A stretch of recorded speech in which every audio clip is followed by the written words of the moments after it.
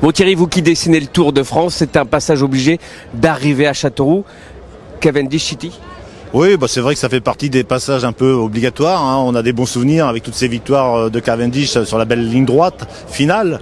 Et puis il y a toujours un accueil incroyable dans l'Indre. Donc oui, c'est une bonne route à prendre pour aller rejoindre le Massif central. Avant, on va passer par Châtellerault, les terres d'un certain Sylvain Chavanel.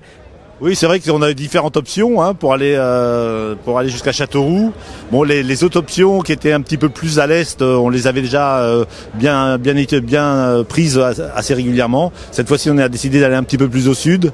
Et le passage par Châtellerault, ça permet de rendre un clin d'œil au plus grand, à celui qui a participé le plus de fois au Tour de France. Et ça, c'est quand même quelque chose d'assez incroyable. Pas facile de rejoindre l'Auvergne et le centre de la France. Et ces deux étapes de sprint au week-end, pendant un week-end, ça devait être un bon questionnement. Oui, ça a été un questionnement pendant un moment, mais c'est aussi pour ça qu'on a durci la première semaine, et notamment avec des étapes hyper vallonnées et très punchy. Alors c'est vrai qu'on a un petit temps creux, peut-être du point de vue du spectacle, mais ça n'empêche que les sprinteurs ont droit à leur parole aussi sur le Tour de France, et le fait de pouvoir faire disputer des sprints avec des belles arrivées comme à Châteauroux, c'est un plus quand même. Vos impressions quand même depuis le début de ce Tour de France? Moi je suis étonné déjà par la foule. Voilà, alors on a traversé les terres de cyclisme, hein, que sont le Nord, la Normandie, la Bretagne. On a vu une foule immense. Et puis surtout, on a eu déjà pas mal de spectacles, malgré le fait qu'on était en plaine. Et je retiendrai notamment la Rampe Saint-Hilaire, où on a vu quand même pour la première fois depuis le début de saison, Pogačar se rasseoir et ne peut plus pouvoir accélérer. Et ça, c'était quand même, je pense, un des moments forts de ce Tour de France.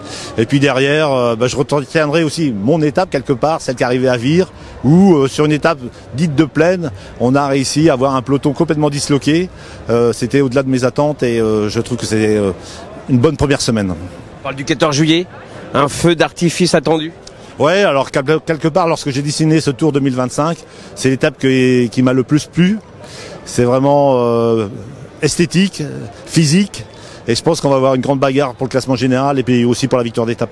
Un petit rappel, un petit mot aux spectateurs, parce qu'il y a quelques jours, vous avez lancé un petit coup de gueule à l'égard de certains. Il faut le rappeler, non? Ouais, je comprends pas. Les gens ont la chance dans le cyclisme de pouvoir être spectateurs vraiment au bord du terrain. Mais ils doivent respecter les acteurs qui sont les cyclistes. Alors ne mettez pas des fumigènes, c'est impossible de respirer lorsqu'on passe dans un nuage de fumigènes. Et le sport cycliste demande à respirer fort.